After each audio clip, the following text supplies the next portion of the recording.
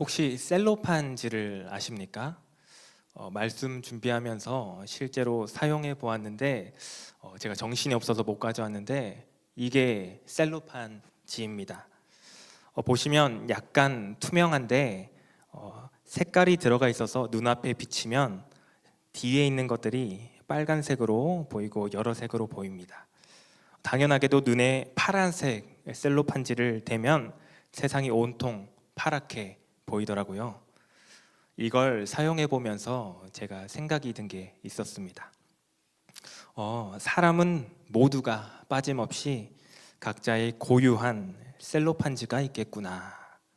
무슨 말이냐면 우리가 똑같은 사물을 보더라도 서로 다른 답을 내놓는 경우가 참 많다는 겁니다. 예를 들어서 이게 뭘까요? 하면은 누구는 컵이라고도 하고 또 누구는 종이라고도 하고 또 저 같은 사람은 물이라고도 합니다. 물이 들어가 있으니까. 또 우리가 성경책을 보더라도 어떤 사람은 성경책을 보며 내가 사랑하는 책이라고 표현하기도 하고 또 어떤 사람은 아무 의미가 없다며 땔감으로나 쓸 물건이라고 극단적으로 말할 수도 있습니다. 같은 것을 보고도 각자 관점에 따라 전혀 다르게 인식한다는 것입니다. 또 사역을 하면서 느끼는 게 있다면 우리가 다 똑같은 하나님의 자녀이지만 다르구나, 서로 다르구나 라는 것을 느낄 때가 많습니다. 또 사람들과의 관계 가운데 언제 문제가 생기나 한번 생각해 보면 저 사람하고 나랑 다르기 때문에 문제가 생긴다고 생각을 많이 하시는데 그것도 맞습니다. 그런데 더 본질적으로 달라도 저 사람과 나와 아무리 달라도 문제가 생기지 않는 경우도 많습니다. 언제 문제가 생기냐면 내가 내 아픔과 내 문제와 내 연약함에는 참 스스로 관대하고 저 사람의 아픔, 그 사람의 문제, 그 사람의 연약함엔 참 관심이 없거나 나와 다르다는 것을 인정하지 못할 때 그때 문제가 생기는 것을 참 많이 보게 되는 것 같습니다.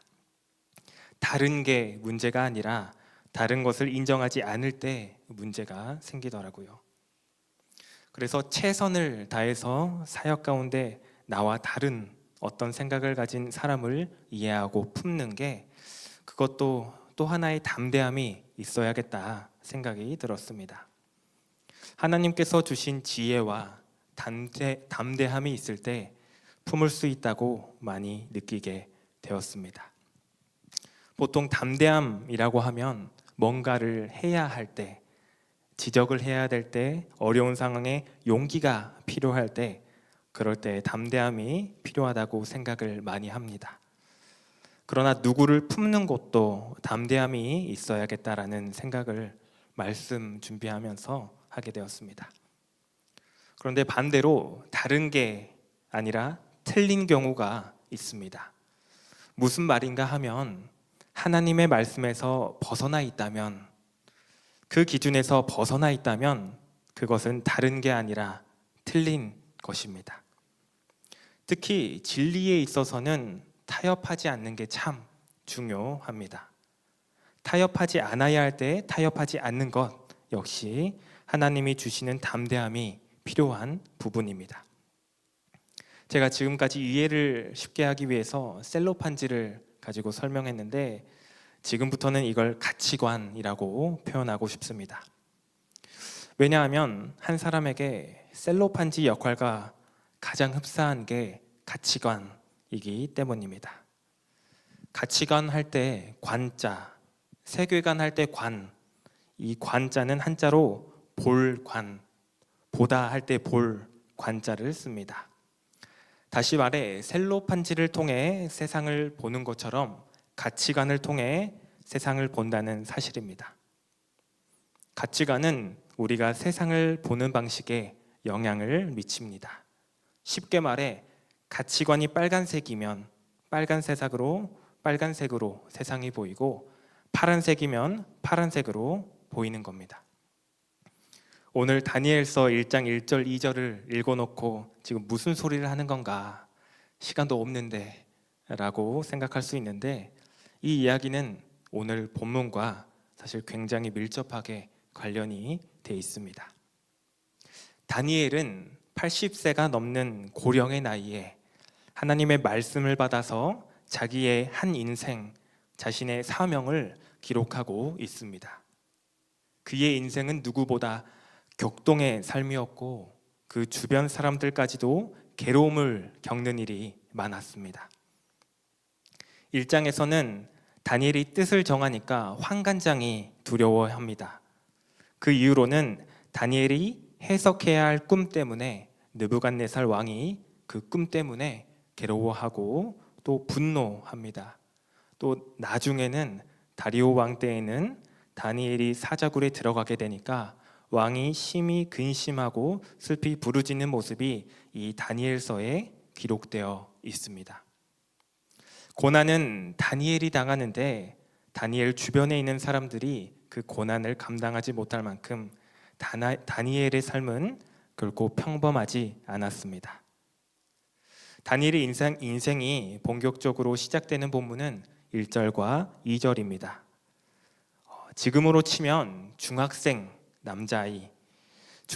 남자아이가 사춘기를 지나면서 교회 나가기 싫다, 학원 가기 싫다, 그 정도의 나이에 내 나라가 멸망했다고 담담히 기록하고 있습니다. 내 나라가 망하고 내가 포로가 됐다고 말합니다. 이게 무슨 말입니까? 내 어린 시절이 굉장히 뿌리채 뽑혔다라는 말입니다. 내 가정이 깨지고 부모와 생이별하고 내 집, 내 관계, 모든 것들이 뒤집어졌다는 말입니다. 박살났다는 말입니다. 다니엘이 기록하는 이 날은 자신에게 지울 수 없는 날입니다. 중학생이 맨정신에 감당할 수 없는 날이었을 것입니다. 1장 1절에서 그 사건에 대해 다니엘이 이렇게 기록하는데 제가 다시 읽어드리겠습니다. 유다 왕 요야김이 다스린 지 3년이 되는 해, 정확히 기억하고 있습니다. 이어서 바벨론 왕 느부갓네살이 예루살렘에 이르러 성을 에워쌌더니, 자신이 중학생 때 요야김이라는 사람이 왕이 된 지 3년이 되었는데, 그런데 바벨론 왕 느부갓네살이 수많은 군대로 내가 사는 예루살렘 성을 포위했다. 실제로 많은 역사학자들이 이 사건을 기원전 605년쯤에 일어난 팩트, 역사적 사실이라고 말하고 있습니다. 그게 1절에 대한 기록입니다. 그런데 2절부터 굉장히 중요합니다. 1절과 똑같은 사건을 2절도 기록하고 있는데 이렇게 기록하고 있습니다. 주께서 유다의 모든 그릇과 하나님의 전의 그릇들을 느부갓네살의 손에 넘기심에 그가 그것들을 가지고 자기 신들의 신전에 가져다가 그 신들의 보물고에 두었더라. 1절과 2절은 나라가 망했다는 같은 설명을 하고 있습니다. 그런데 완전히 다른 게 하나 있습니다.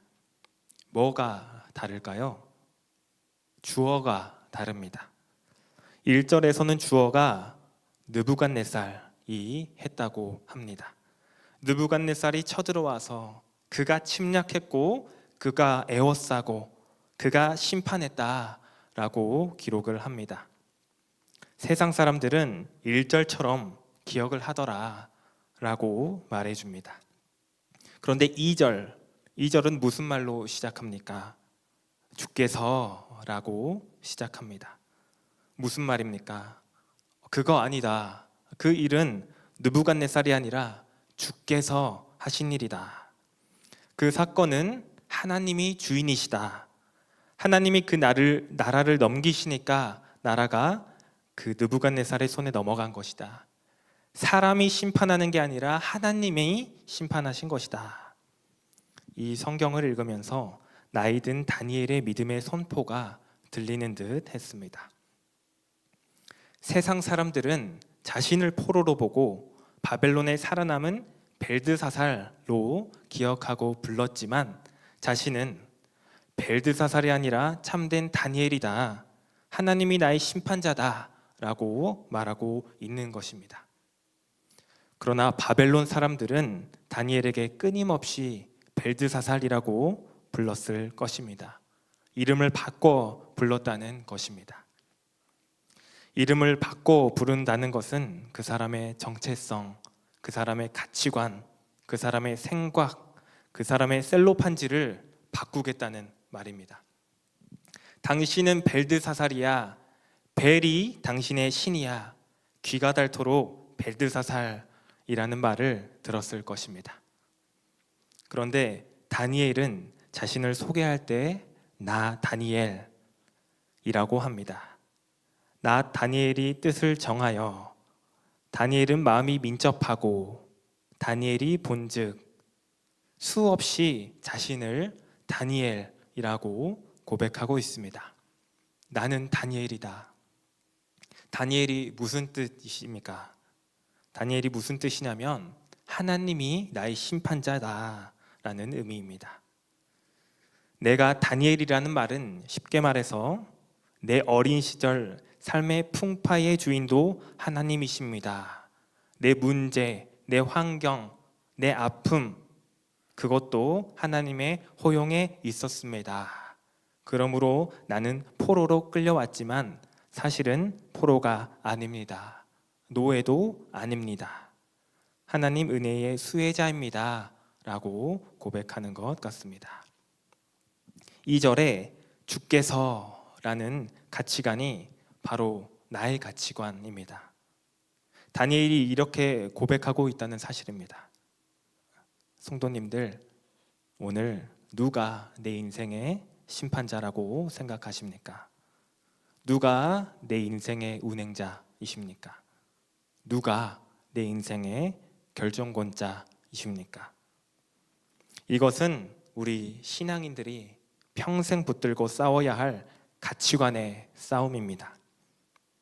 그런데 1절처럼 세상을 바라보면 1절의 가치관이 내 눈을 가리웁니다. 그 세상 가치관이 자꾸 내 눈을 가리우고 자꾸 사람이 나의 심판자인 것처럼, 자꾸 사람이 내 인생의 주인인 것처럼 보이게 합니다. 그래서 내 눈에 사람으로 가득 차서 불평이 가득해지고 아픔도 가득해지고 상처도 가득해진다는 것입니다. 오늘 다니엘에게 상처가 없다는 게 아닙니다. 아픔이 없겠습니까? 억울함이 없었겠습니까? 다니엘은 과거를 똑똑하게 기억하고 있습니다. 그러나 주께서 하셨다라는 이 말이 다니엘의 입에서 터져나오고 있는 것입니다. 오늘 과거에 우리가 지나온 수많은 문제들, 아픔들, 상처들, 그리고 내가 지나고 있는, 내가 오늘 감당하고 있는 너무나 무거운 문제들, 또 앞으로도 내가 겪어야 할 미래의 문제들 앞에 주께서라는 손포가 있으시길 바랍니다. 그 손포가 있는 인생은 하나님이 반드시 감사할 것으로 채우시고 갚아주실 줄 믿습니다. 믿음의 손포 이후에 반드시 감사는 따라올 수밖에 없습니다. 다니엘은 중학생 때 나라가 망했고 가정이 무너지고 포로 생활했고 창씨개명을 당하고 그리고 이른이 넘어서 사자굴에 던져지는 이런 인생이란 참 흔하지가 않습니다. 또 한 가지 메시지를 나누고 싶습니다. 제가 셀로판지를 눈에 쓰고 좀 돌아다 보니까 모든 사물이 다 빨갛게 보이는데, 그런데 오히려 볼 수 없는 게 있더라고요. 진짜 볼 수 없는 게 오히려 빨간색을 볼 수가 없었습니다. 구별할 수가 없었습니다. 파란색 셀로판지도 마찬가지였습니다. 세상을 온통 파랗게 볼 수 있는데 정작 파란색이 씌어진 글은 잘 보이지 않았습니다. 여기서 중요한 영적인 메시지를 발견했습니다.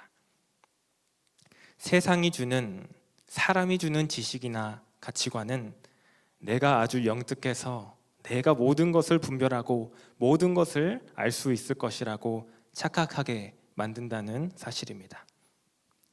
여기에 대해 아주 절묘하게 연결되는 본문을 찾았는데 선악과에 대한 성경 말씀입니다. 너희가 그것을 먹는 날에는 너희 눈이 밝아져 하나님과 같이 되어 선악을 알 줄 하나님이 아심이니라. 먹으면 눈이 밝아진다고 합니다. 창세기 3장 6절을 보면 여자가 그 나무를 본즉 먹음직도 하고 보암직도 하고 지혜롭게 할 만큼 탐스럽기도 한 나무인지라. 그것들의 특징이 뭐냐면 보기에 먹음직하고 보암직하고 지혜롭게 할 만큼 탐스럽다라고 합니다.